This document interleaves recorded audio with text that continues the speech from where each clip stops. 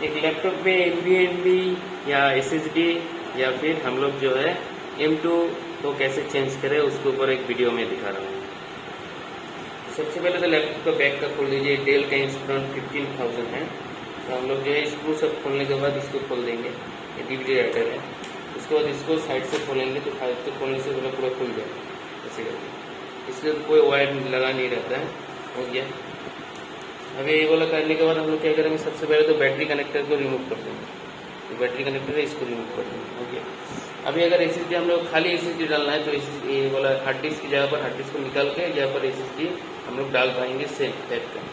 अगर हम लोग चाहते हैं कि कैडी से डालेंगे तो इस तरीके का हम लोग का कैडी मिलता है। कैडी में हम लोग क्या करेंगे, SSD को यहाँ पर डाल देंगे, डाल के उसके बाद यहाँ पर पुश कर देंगे तो ये DVD राइटर का इस्तेमाल नहीं होगा, कैडी से ये वाला चलेगा। तो हार्ड डिस्क रहेगा हम लोगों का स्क्वायर टाइप का, कैडी जो SSD है वो रहेगा। एक हो गया।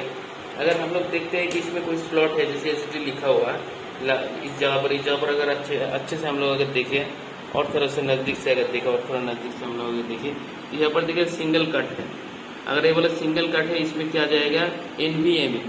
अगर इसमें 2 कट होता तो इसमें M.2 जाता। ठीक है। तो जैसे कि सिंगल कट है तो फिर हम लोग जो है इस तरीके के NVMe को हम लोग इस्तेमाल करते हैं। ये 128 GB का है। इसको हम लोग किस तरीके से लगाते हैं देखिए, ये यहाँ पर डाल लेंगे। उससे पहले स्क्रू को यहाँ से खोल देंगे। ये अच्छे से देखिए,